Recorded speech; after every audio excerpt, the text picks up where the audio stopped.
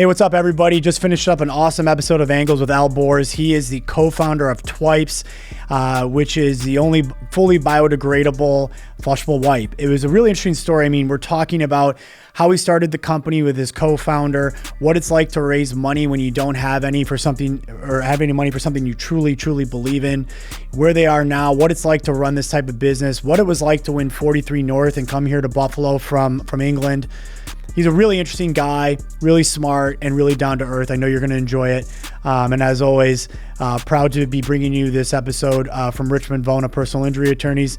I know it's my law firm, but we can't do this without him. So thank you to the firm and enjoy this episode.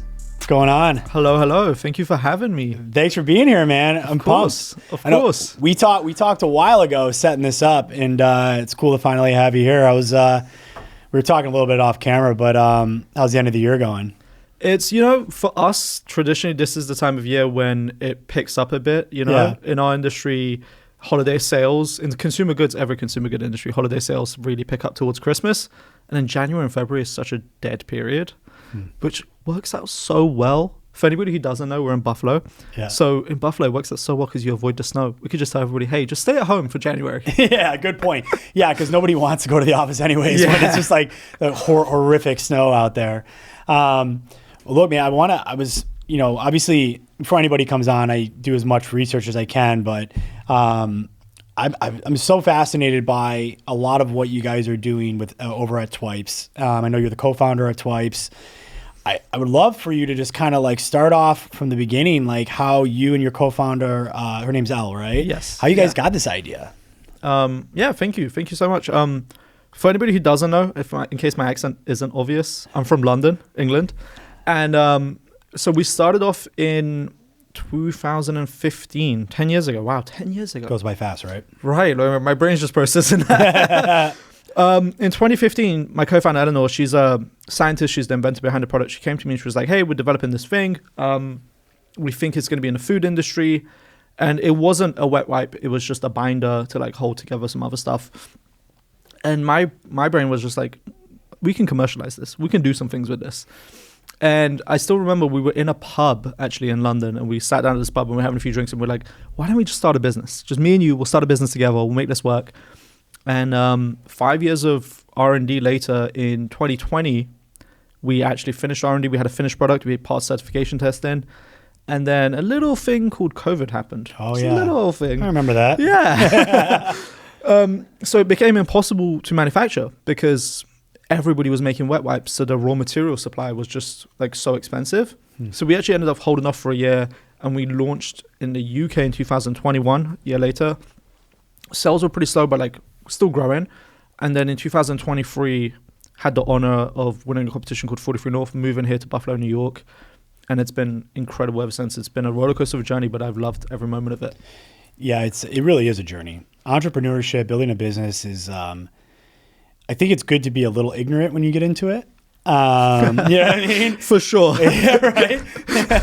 It's always, no matter how hard you think it's going to be, it's way harder. Yeah. But I think that's what's probably enticing about something like this to somebody like you. I think the way my therapist described it to me is I don't have the ability to like judge risk. Yeah. Because if I knew how to judge risk at the very beginning of my career, I would have gone like, I'm just going to get a stable 9-to-5 job.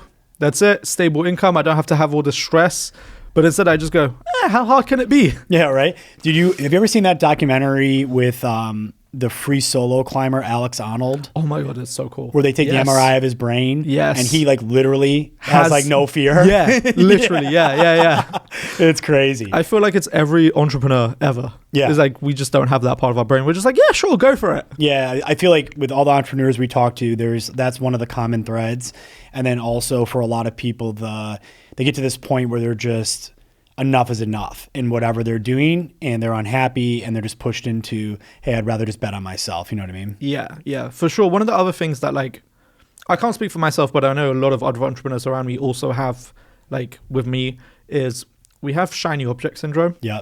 Entrepreneurs love like being like, oh, this is so cool. This is a new thing. Let's jump into it. And then like somebody in the background, one of the employees is the one that actually has to do all the hard work behind the scenes. Yeah. You got to be careful with that. I've learned that the hard way. It's like, shiny object syndrome is a great way to describe it. I also kind of picture it as when you put a flashlight on the wall with a cat. Yes. And you're just like chasing it around. Yes. Yeah. And then you just like you come in like bat out of hell, dump all this on your team, and then you leave the room and people are like, he did it again. Yeah, it's so true. What was, okay, so like a lot of entrepreneurs, you know, you and your partner kind of essentially like kind of like work this thing out on the back of a napkin at a pub, which is awesome. Yes. Yeah. How did explain for people like what research and design looks like in developing, you know, and you brought these for me so everyone can see them. Like, how does that work? Like, what happens behind the scenes with that? So there's two different aspects of it. Obviously, with any consumer product, you have to make sure it's safe. Right. So number one is like test it on babies, test it on skin. Is it hypoallergenic? Does it cause any issues? Does it cause rashes? Stuff like that. But then the second aspect of it is we are actually the world's first truly flushable wet wipes. Mm-hmm. So we have certifications and testing that prove our wipes break down in water in just 3 hours. And during R&D, we actually got endorsed by a water company in the UK called Northumbrian Water. We got we did our testing at a university in France, at another university in the northeast of England. Like, we went well above and beyond to get like testing to prove we're flushable. Right. Whereas like I'm aware of the fact that I'm in a commercial lawyers building, so I don't want to say anything that gets me sued. But I will say other brands may not be so flushable. Right. Where so through like the R&D. Well, actually, let's go back. Right. I've learned this too, that obviously, you know, every entrepreneur has like a wide range of reasons why they're starting a business. Yeah. But there's always passion baked in there. Yeah. Right. Yeah. It's doing something just to make money is not going to work because you're going to give up. It's just too hard, right? So you have to be passionate about what you do. Where does the passion come from, like in ensuring that you have a truly biodegradable, you know, flushable wipe? I think it's the passion for me isn't so much the money as so much it was being my own boss. Yeah. So to give you some context as to my wider career, even before Twipes, I was at another company that was a skincare company. Even before that, I was at a company called iDraw3D, which was like the first like 3D drawing pad on the iPad. We're talking like 2010, like when the iPad 1 first came out, right? Like we're talking a long time ago. So I've always been like in startups and I've always wanted to be my own boss. I've never been good at like sitting in a class and like focusing in a giant lecture hall with like 40 people or like having like a giant org structure of people above me telling me what to do.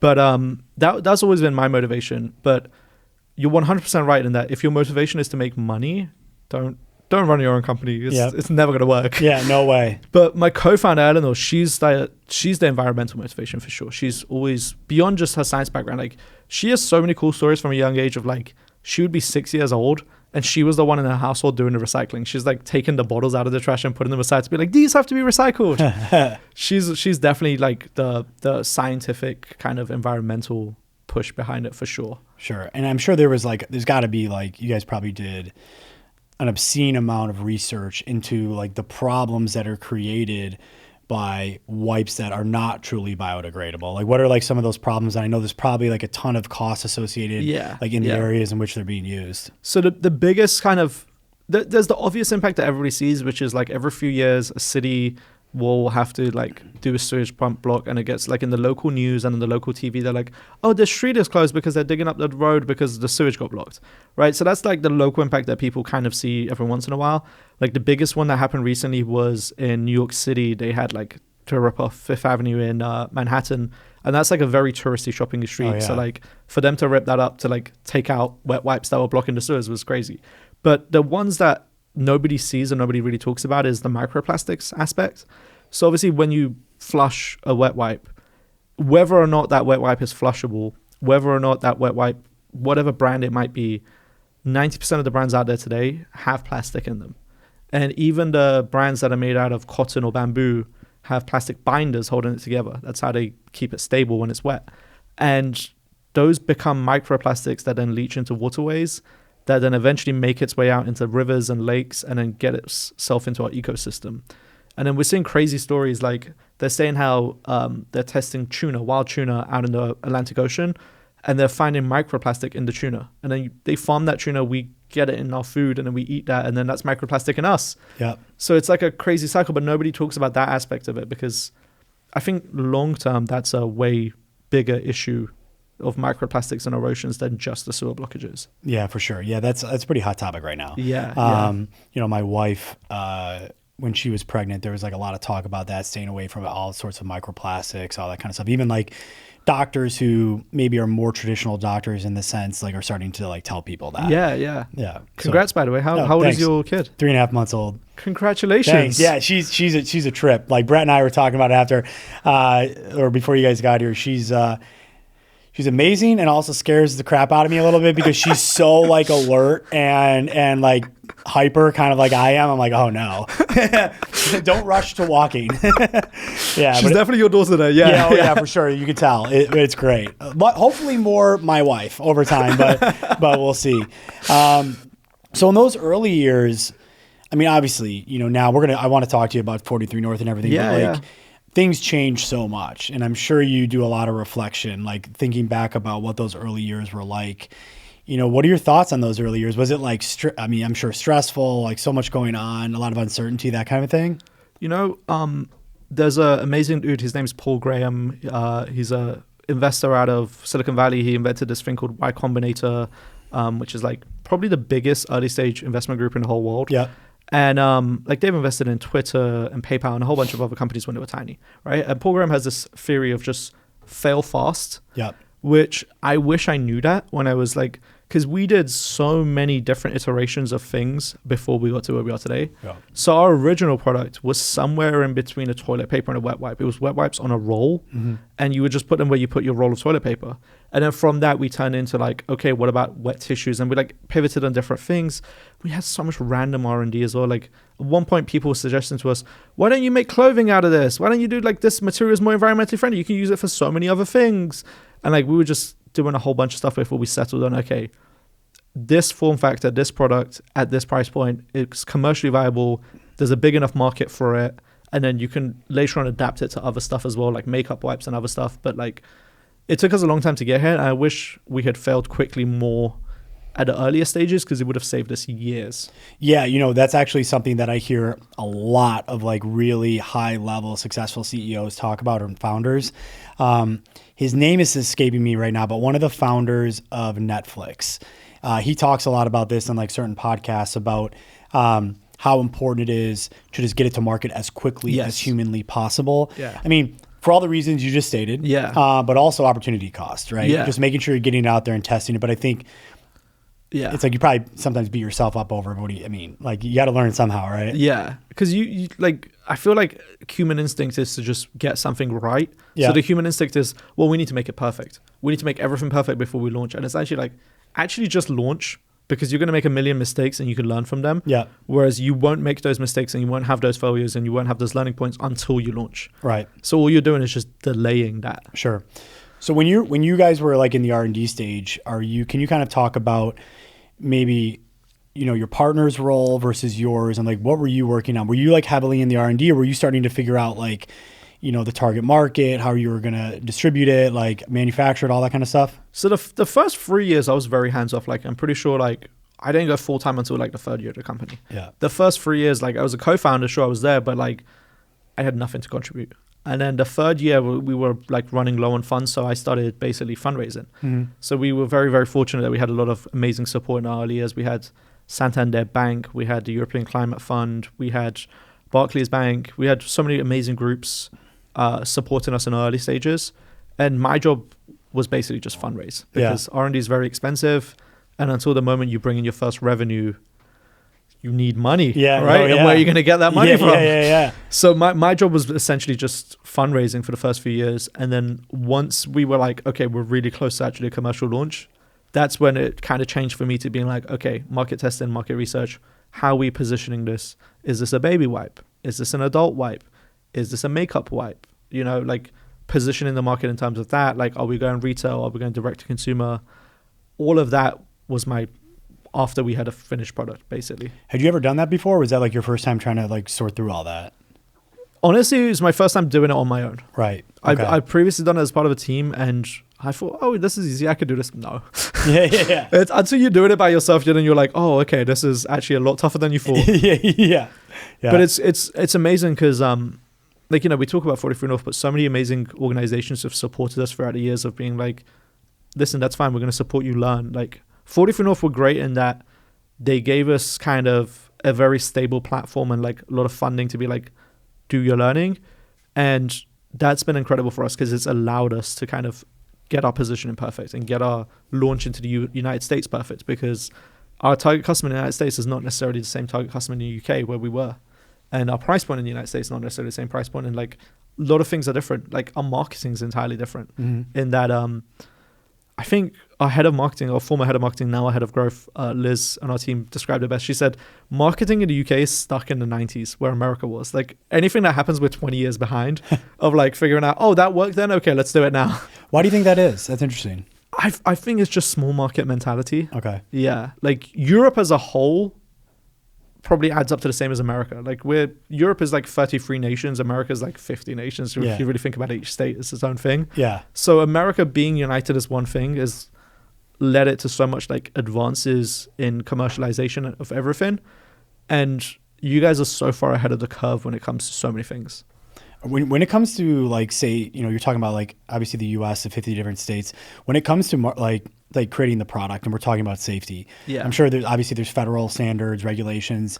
Do you then have to consider maybe like state like regulations and make sure this thing checks every single box so you can go into every market? Yeah. I think the biggest one that probably almost I would hope almost everybody's familiar with is the California one, which like if you look at the back of the packaging for anything, almost anything that has plastic in it, the back of it says like, according to California Prop 19, this product causes cancer. Yeah. And it's like, it doesn't even matter if you buy that product in New York State, it still has it because they just print the packaging once for everyone. Yeah, for sure. So no, that's the one that people are most familiar with, but you'd be so surprised how many states have no consumer like protection laws, like for warning and safety.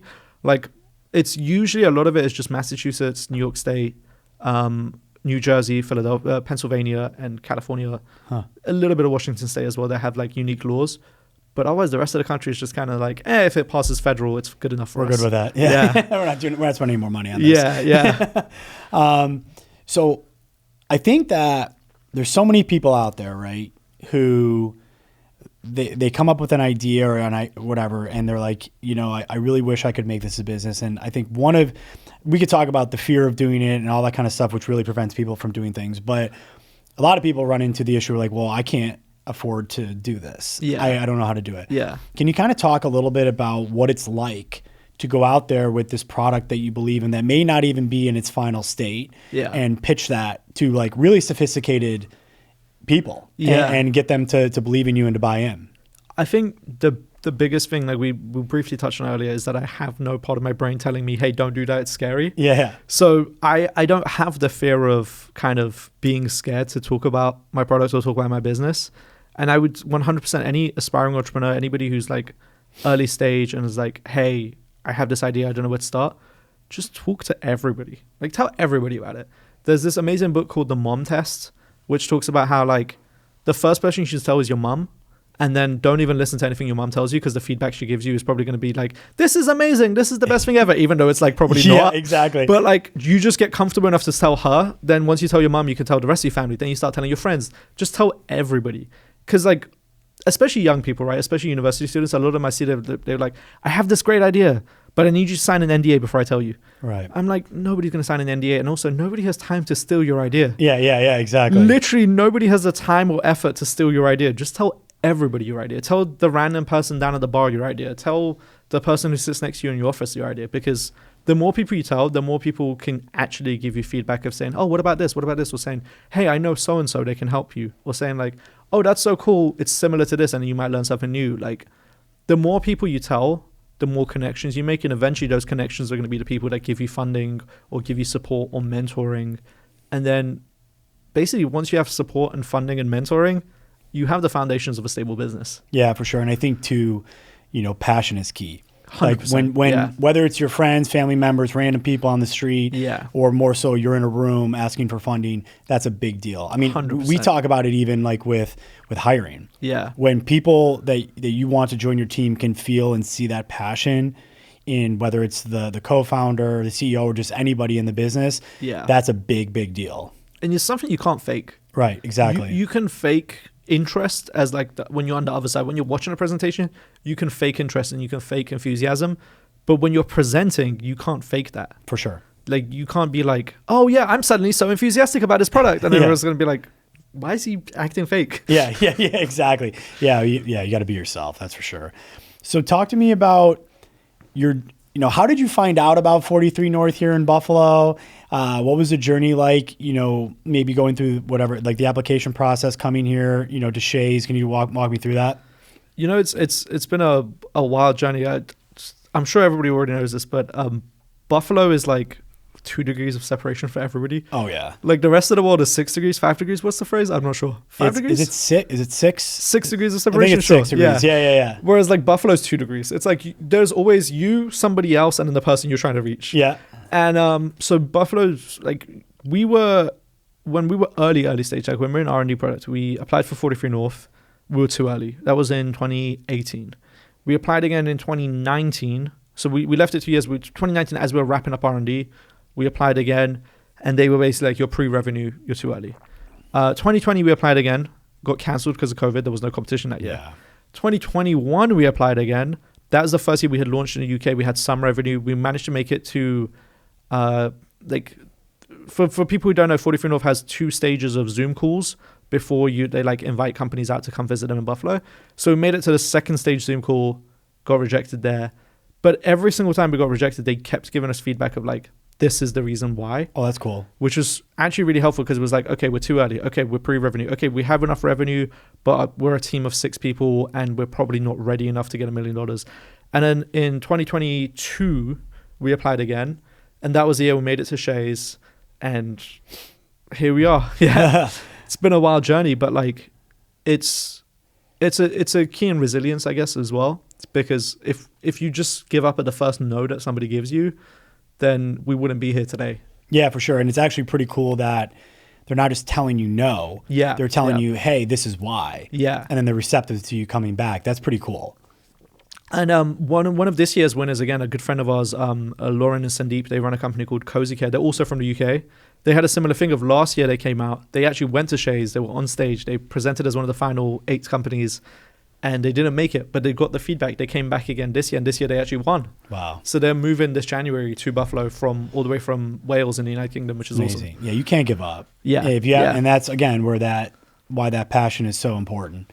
Right? Yeah. If you're in it for the wrong reasons, you probably give up. Yeah. Like if you're in it for money, the first no, you start getting some no's from a bunch of people, you just give up. Whereas if you're passionate, you're like, that isn't going to stop me. I'll work on 0 salary. I'll make it work. Yeah, for sure. Yeah. So after you win, though, right? It's like, I'm sure it's like you're on such a high. It's amazing. And then, however it works out, and you could tell me if you want, but basically, I look at it as like whatever happens after it happens, and then the money hits the bank account. It's like, all right, it's time to go. Yeah. Yeah. Did you feel like more pressure, or was it just more like, hey, it's excitement. It's time to really take this to the next level? I think so. At that point in time, that was definitely the biggest check we've ever got. Like $1 million is A, so much money, and B, at that point we were doing 190,000 in revenue. So that was like, if you imagine no growth, that's suddenly like somebody saying, hey, here's 9 years of revenue. Yeah. You're just like, what do I do with this? Like, it's so scary. But at the same time, it was like the fact that these people believed in us. They were like, we're going to give you office space for a whole year. We're going to give you help with hiring in America. We're going to give you help with marketing in America. Like 43 North was so incredible in that, like, if you look at our first product launch photo shoot, every model in the product photo shoot was a 43 North staff member. That's awesome. They're like literally at the level of like, sure, you need some models, we'll model your products for you. Like they're so good. They've been so amazing, so supportive, and that helped us overcome the fear. Like we get like this fear, anxiety of like, oh my God, $1 million. Like these people trusted us with their money. How do we not let them down? But then seeing them be so supportive kind of gives you that self-reassurance and that belief that you need to be like, well, if they believe in me, why am I doubting myself? Right. Yeah, that's awesome. That's like, I feel like every entrepreneur has phases of like when you first launched a podcast, did you get the fear of like, wait, is this really going to work? Like, how do I know it's going to work? Yeah, I mean, honestly, like Brett and I, talk. We kind of just said like we just want to do it. Yeah. So we're gonna do it, and we were like, we don't really care how it works in the beginning because it's more like at the very least, we get to sit across the table from interesting people and have great conversations. And the point is, I believe very strongly that the key to any semblance of success we've had so far at the firm, or my personal success, is because I'm so curious. And I don't want to just learn from lawyers. Like, I want to learn from, I really don't want to talk, like, I really don't, we've only had one lawyer on the show, one practicing lawyer, and he's great. We got some recovering lawyers, we'll call them, but I just love learning from people. So it was like, hey, what's the worst thing that happens? Is we have great conversations, meet great people, create a network. And I think even, it's like we were talking about being a little naive or ignorant when you start something. And I think you almost don't even lose that. Like with this, it's just like, whatever, like we're just going to do it. So I don't know. That's exactly it. So when people give you $1 million, you're just like, you know what? These guys believe in me. I'm just going to do it. That's amazing. So as we sit here today, can you talk about your role in the business and kind of where Twipes is, and where you're hoping to go maybe in the next year or so?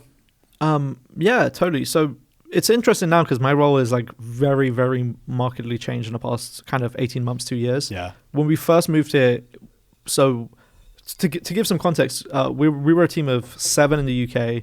And when we moved, we pretty much let everyone go because we were like, you can either move with us because we're moving to America, or we can give you a transition period and you have like 2 months salary and go find a new job. And obviously it's a big commitment. Like some people have kids, some people have lives, they have, friends and everything. They can't just uproot everything and move. And they don't necessarily have shares in the company. So we can't expect that of them. So it ended up being myself, my co-founder Eleanor, and Liz, who's now our head of growth. And it's funny because she's American. She moved with us from America to the UK, was with us for a couple of years, and we're like, okay, we're moving back now. You're coming back. So the 3 of us were the 3 that moved. So we went from a team of 7 down to a team of 3. And the first few months, it was literally like all hands on deck. We're only 3 people. We're doing everything. We're doing a new website ourselves. We're doing the photo shoot ourselves. We're doing a marketing campaign ourselves. So that hence why we had help from like 43 North people being models and stuff like that. And then as we started hiring, it's been like less and less of things that we need to do hands on ourselves. So now we have like an amazing PR person who, it's funny, the PR person, the way how we met is like, he did an amazing interview with us. Like he was a journalist. He did an interview with us. And then at the end of the interview, we were basically like, hey dude, you're so good at your job. Can we hire you? Cause it was like we just met him naturally and just hired him through that. Or like our assistant, who was assistant for the whole company, she's amazing. But when we first met her, she was a bartender and she was working at the hostel, Buffalo Hostel, and she was a waiter at a restaurant. And we're just like, hey, we'll pay you the same salary, just instead of working 3 jobs, just work 1 with us. Like we've just met people naturally that are such amazing, talented people. And the more we hire those, the less we have to manually do ourselves. And like 80% of my job now is just making sure everybody else is doing their stuff. Just checking in and be like, hey, how's everybody doing? What are you doing? What are you doing? What are you doing? And it's gone less from being like me having to do, like the 3 of us having to do everything ourselves. And can I ask you real quick, do you have trouble, because this is like an issue that I've experienced, I think every entrepreneur experiences. Do you ever have trouble maybe in the early on, like trusting people to do the job that you were doing? Oh, 100%. 100%.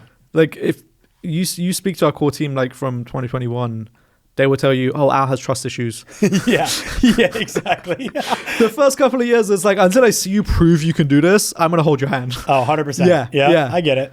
But I feel like every entrepreneur has that to some level. Because like we believe in ourselves so much that we just go, well, I know I can do it. So like there's an element of having to let things go. For sure. But like the more you let go, the more it frees up your time and energy for other bigger things. You also learn too that, there's a saying, right? Done is better than perfect. Yes. And also, you also then end up finding out that certain people can do things better than you. And that's actually the best. You're like, oh, thank gosh. You're way better than I was at that. It's such a relief. It's amazing. It's also the best feeling when you train someone and then they overtake you. It's like, oh my, this is my baby now. Run. Fly. So what are you excited about in 2026 with the company? Like, I'm curious to hear you talk about like how things are going, essentially, like where you're pushing into and that kind of stuff, where you guys are. The big next exciting thing, we have 2 things, but the main exciting thing for us is new product launches. So this has been in the pipeline for a couple of years now, but the super thing we're super excited for is flushable feminine period pads. Cool. So we have prototypes, we have R&D. We've been working on this for basically since we moved here, like since 2023. And we're very close to like launching it potentially in 2026. Is same material as us, same material we've made the wet wipes with, but it's now a period pad for ladies. Right. Because there's a lot of people claiming to be flushable wipes. Like pretty much, I don't want to name names, but we'll call it man wipes. Yeah. I'm sure people can figure out what man wipes is. Yeah, I got it. And they claim to be flushable. You know, there's a lot of brands claiming to be flushable, and all that means is just if it passes your toilet, it's flushable, right? That doesn't mean it necessarily actually breaks down in water. Mm-hmm. Whereas there's nobody doing a flushable period product for ladies. And like having that, it's like, okay, we're now really, really differentiating ourselves. Right. We're building that kind of core moat that protects ourselves of saying we are the company with the flushable technology. And then kind of positioning ourselves longer term for an exit with whoever it might be, Unilever, Procter & Gamble, Kimberly-Clark, Johnson & Johnson, whoever it might be, like, because we had very, very early stage conversations with Kimberly-Clark like 5 years ago. And it was basically like, they're like, hey, you're a cool brand. We want to buy the brand. And it's like, there's not much value in a brand. Whereas like, sure, there's value, but there's not much value. Right. Whereas if you position yourself well enough, they would want to buy the underlying patents and they would want to buy the technology. Yeah. And that's worth hundreds of millions. Yeah. Yeah. It's exciting. Yeah. How do you flinch at all going into a market with such behemoth brands as competitors? We've been very, very, very lucky in that we've not needed to do massive retail yet. So we're not in Walmart, we're not in Target, we're not in, Kroger's or whatever like national retailers you think of.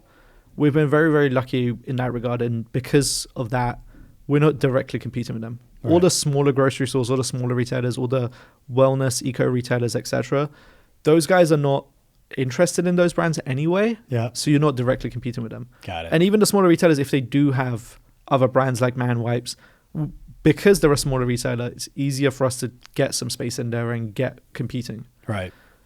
I think eventually we will be at a stage when we are big enough, like when we have multiple millions of like 10 plus million revenue, when it's like, okay, we've hit the ceiling of what we can achieve here. We have to go with a national retailer. Mm-hmm. And that's the moment we're really going to like sit down with a few consultants and say, we know what we're good at, which is competing here. How do we compete up here? Yeah, for sure. Who would you say is your, we'll say like target demographic, or, more so like the people who, you're really trying to get these in the hands of? I'm going to describe somebody to you and you tell me if you can like visualize this, okay. Right? Like, cause I've got to like nail down to a T of like the description.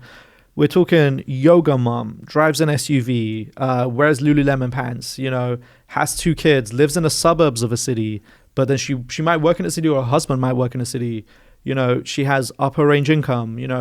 It's the mom who is buying the eco-friendly products for her kids, right? But at the same time also wants the best in her life. Sure. Yeah, you painted the picture perfectly. There we go. I also think about either mom or dad, significant other, whoever's responsible for when the plumbing system gets all jacked up at the house and has to pay for it. Like that person too is like, yeah, give me these. The one time they pay to have the septic tank cleaned, they're like, okay, I'm never buying that brand again. Yeah, 100%. Yeah. That's amazing. So I love asking this question, especially to founders who are still really building a brand. What do you think has been, and because we talked about failure, what do you think has been the most valuable failure to you guys? Like the one maybe you learned the most from? Oh, culture fit. That's such a good question though. That is such a good question. The first thing that comes to mind is culture fit. So the biggest mistakes we've ever made have been hiring people that aren't a cultural fit with the rest of the team. Because especially when you're a small team, like especially if you have less than 30 people, if you hire a toxic person, if you hire a person who's not necessarily even toxic, if you just hire somebody who's not a cultural fit with the rest of the team, that one person starts dragging everybody else down. They not only become unproductive, but they bring everybody else's productivity 100%. down. And that's something we had never, ever thought about hiring for. Because when you're a tiny team, when you're a tiny company, you're not necessarily paying the salaries that the giant brands are paying. Like you're paying competitively, you're paying reasonably, but you're not necessarily paying $200K for head of marketing, or you're not necessarily paying, because the people that earn that money, they're going to go work for giant consultancies in New York City or in Toronto or, Chicago, elsewhere. So because we can't compete on salary, we have to compete on, you will have hands-on experience and you will be responsible for something, and that will be your baby. You'll put it on your resume. you may only be with us for 3 years, but you're leaving in 3 years with such a strong portfolio that then you then go on to those consultancy jobs, right? And that's what we've always competed on, is like hiring for that. And recently we've also had to pivot to be like, on top of that, we also need to make sure you're culturally a fit, because we've made several mistakes of hiring people that weren't a cultural fit, and all they end up doing is dragging the rest of the team down. And it was like, we never even thought to expect that. We were never even testing for that or like trying to hire for that. I've said this many times on here. We have a saying, the nice way of saying it at our firm is no jerks, but it's really no assholes. I don't care how talented you are. It just brings everybody down. And, you know, that's actually a great way to not only destroy your culture, but really lose great people. Because they're going to be like, why are they tolerating this? Like, do they not see this? Are they not paying attention, or they just don't care? And especially if you stand on a foundation of having a great culture, you lose all credibility. 100%. And it ends up affecting you in like ways you don't expect, because you end up, for example, if you hire a freelancer and they're not a culture fit, it's fine.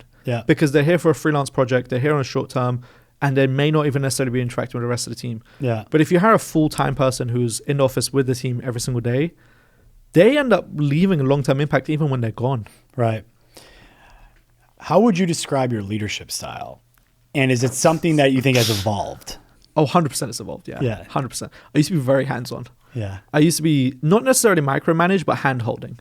So it wasn't micromanaged to the extent of like, I wouldn't come over and be like, hey, what if we move this here and move this here? But it's more like hand-holding to the extent of checking in, what are you doing? What are you doing? What are you doing?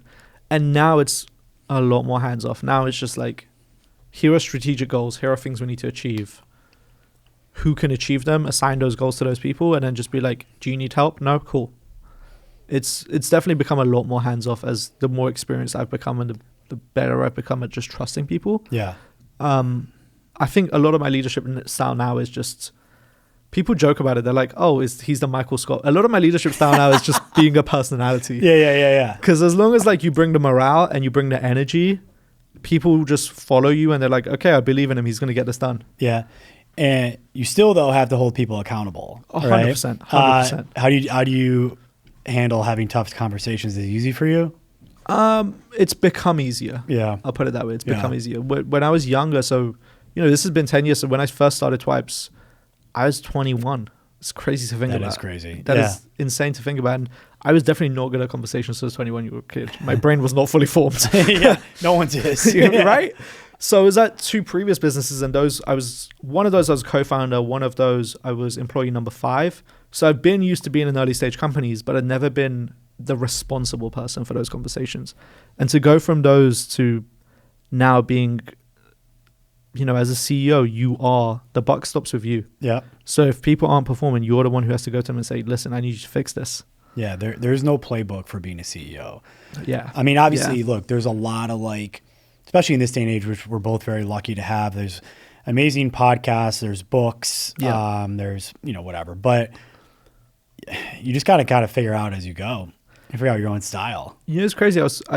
A few months ago, like 7-8 months ago, I gave a talk at this school in Miami. It's called FIU. And they invited me down and I went there to give a talk. And I kind of put my foot in my mouth because I was in a room of people who are studying business, right? These are young kids studying how to do business. And I basically just started my talk by saying, well, you can't teach someone how to be a CEO. And the lecturer like stood up, was like, no, that's not. Yes, you can.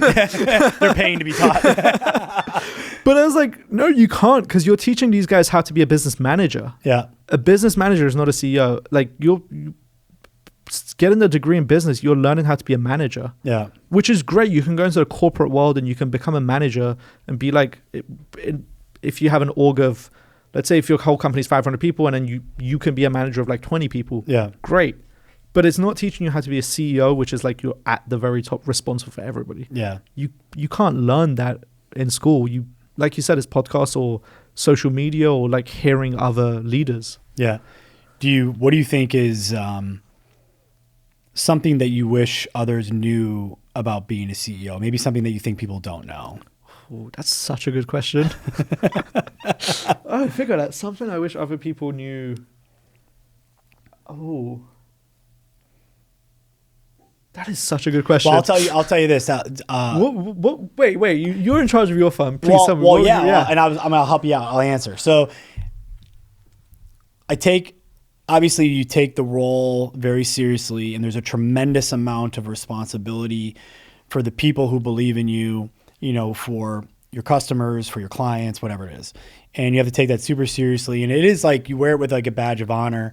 But there's a lot to it that just point blank sucks at times. Yeah. Right. It's whether it's having a difficult conversation with a good person, making tough decisions. You can never turn it off. Yeah. And you just can't. Like I'm sure you're the same way. It's always going. It's always going. And, I think, if you generally care about people, which I tell you, you do as well, it can keep you up at night. Yeah. Like just like worrying, are they happy? Are they on board? Like, how do I communicate this better? And then as the company grows, you have to constantly adapt and find ways to get through to everybody. Yeah. Right. I mean, I went through an exercise the other day where, have you ever heard the song Blackbirds by the Beatles? Oh yeah. Blackbird, yeah. right? Yeah.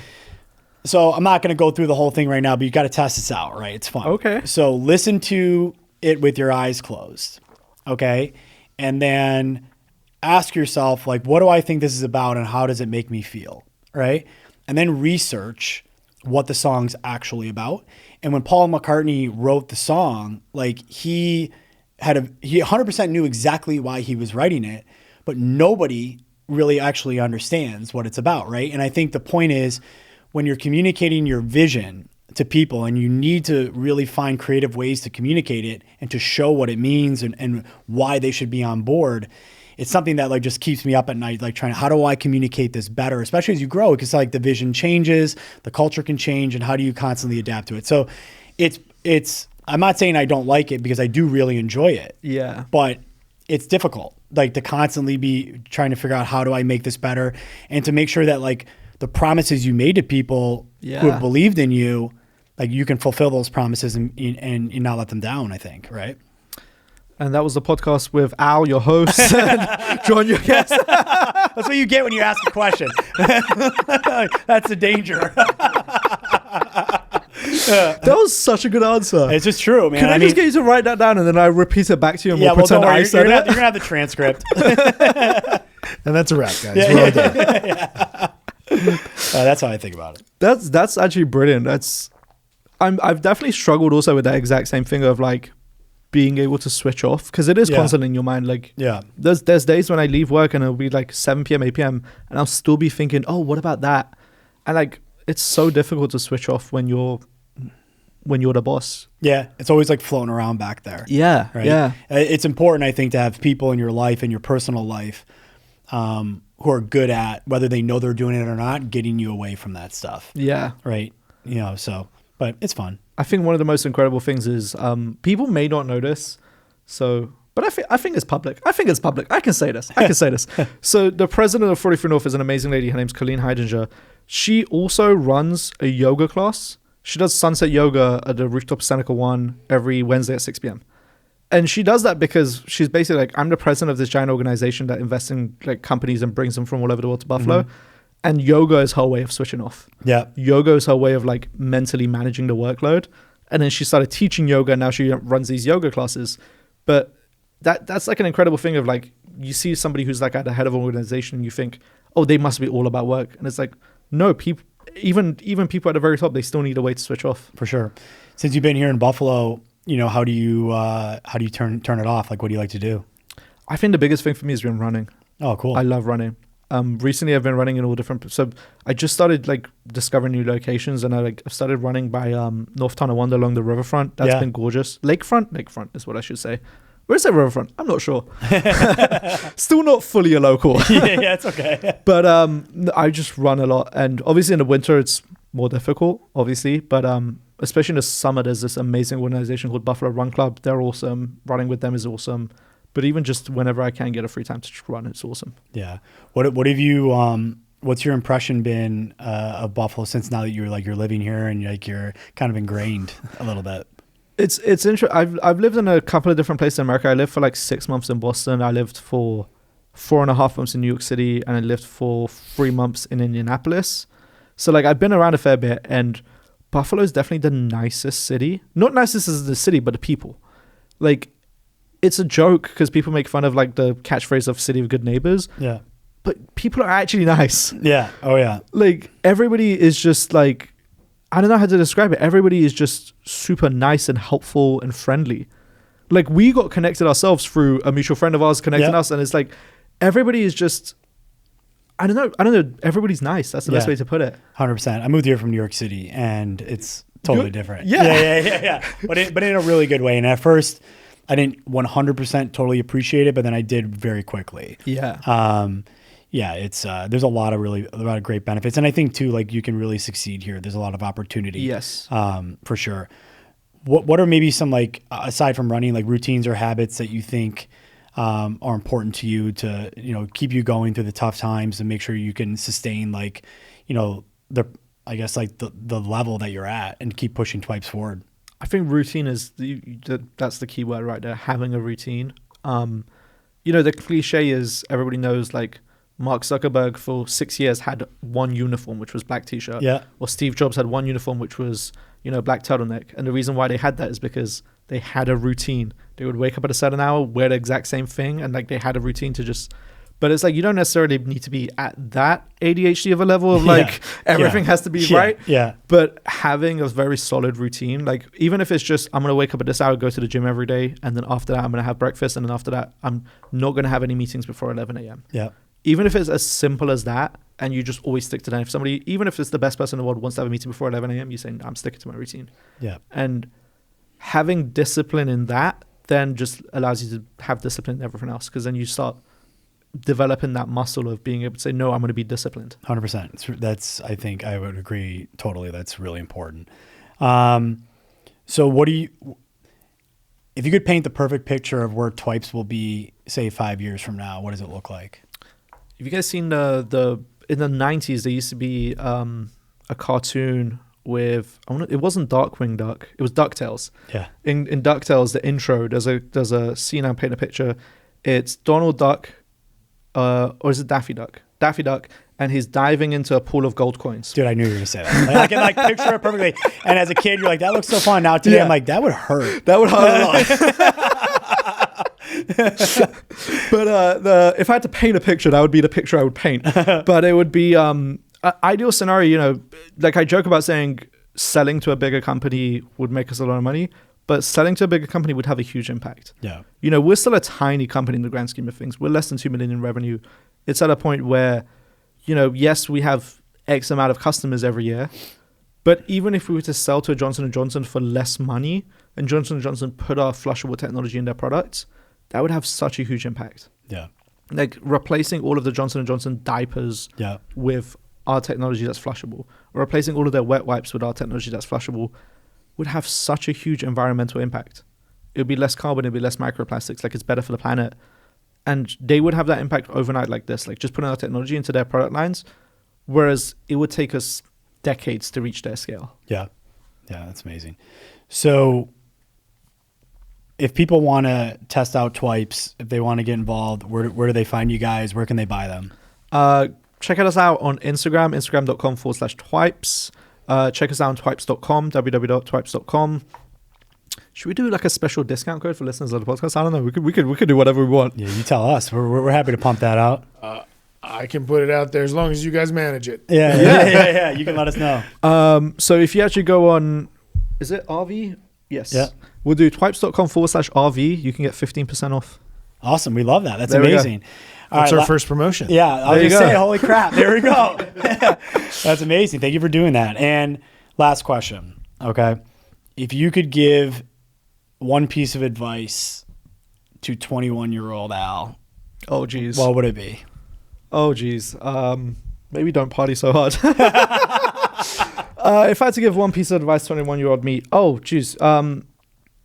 Be fearless. Because the first few years of my life, I was definitely like, until I was 25, I was definitely mentally holding myself back. Like, I was turning down opportunities to do cool things, and I was, you know, if I had won 43 North at age 22, I probably wouldn't have moved to Buffalo. Right. Right? Like, I was very much in a mindset of, you know, I need to have strict structure. I need to make my parents proud. I need to do this. And now I'm like, dude, life is a journey. Say yes to every opportunity. Take every possible risk, and then if it works out, it does. If it doesn't, learn from it. Yep. So that's something I learnt over the years, and that's definitely not who I was aged 18, 19, 20. So it's that if I had to go back and give myself advice, I'd just be like, dude, just be fearless and don't take all the leaps of faith. Excellent advice. Thanks for doing this, man. Thank you so much for Appreciate having you, me. man. Thank you. Thanks so much. Awesome.